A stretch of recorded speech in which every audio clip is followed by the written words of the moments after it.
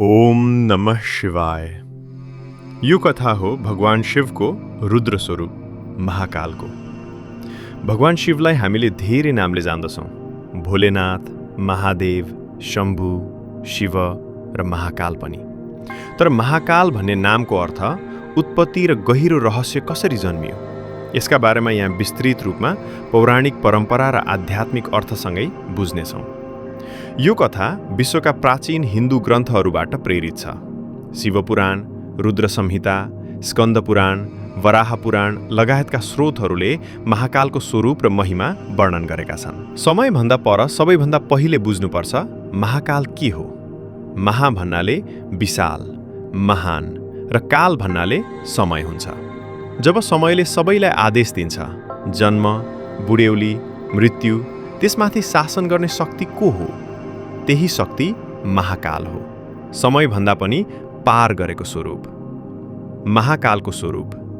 समयलाई नियन्त्रक, सृष्टिको प्रारम्भ र अन्त दुवैमा उपस्थित मृत्यु मात्रै होइन, मृत्युको पछिको सत्य पनि हो।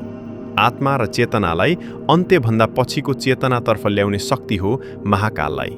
हामी समयको स्वयं प्रभु मान्छौँ, जसले सबैलाई अन्त्य गर्ने होइन, अन्त्यपछि पुनर्जन्म र मोक्षतर्फ उन्मुख गर्ने शक्तिको रूप मानिन्छ।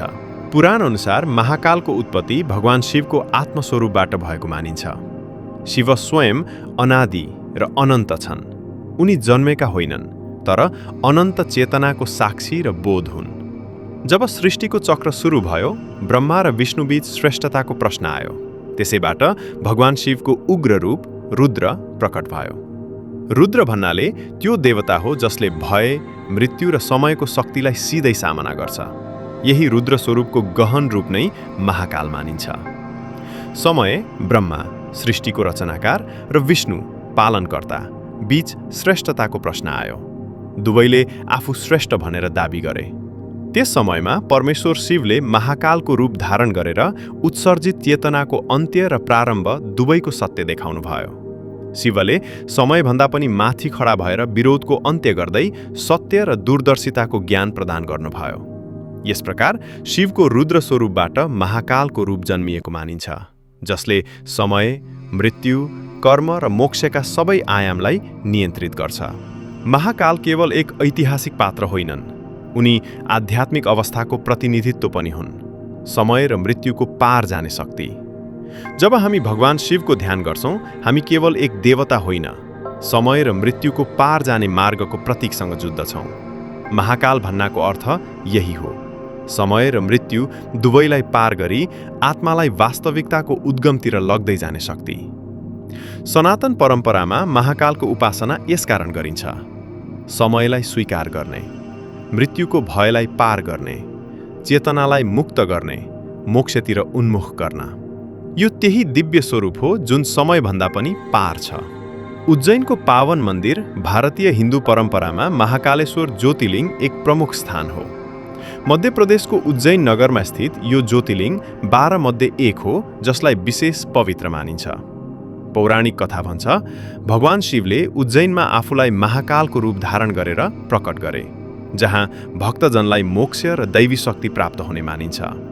यस स्थललाई काल, समय र ब्रह्माण्डको वास्तविकताको केन्द्र मानिन्छ। उज्जैनको महाकालेश्वर मन्दिरमा शिवलिङ्ग दक्षिणमुखी रूपमा स्थित हुन्छ। यो ज्योतिलिङ्गलाई विशिष्ट बनाउँछ। आज पनि महाकालको उपासना विश्वभर पाइन्छ। भक्तजनहरू हर हर महादेव र ओम नमः शिवाय जस्ता मन्त्रहरूको जापले समय र मृत्युको विषमता पार गर्ने विश्वास गर्छन्। मृत्युञ्जय महाकाल भन्ने श्लोकहरूमा महाकाललाई कालखण्ड, काल विभाजन, मृत्युदेखि अगाडिको शक्ति मानिन्छ, जसले सज्जनलाई मोक्ष प्रदान गर्छ।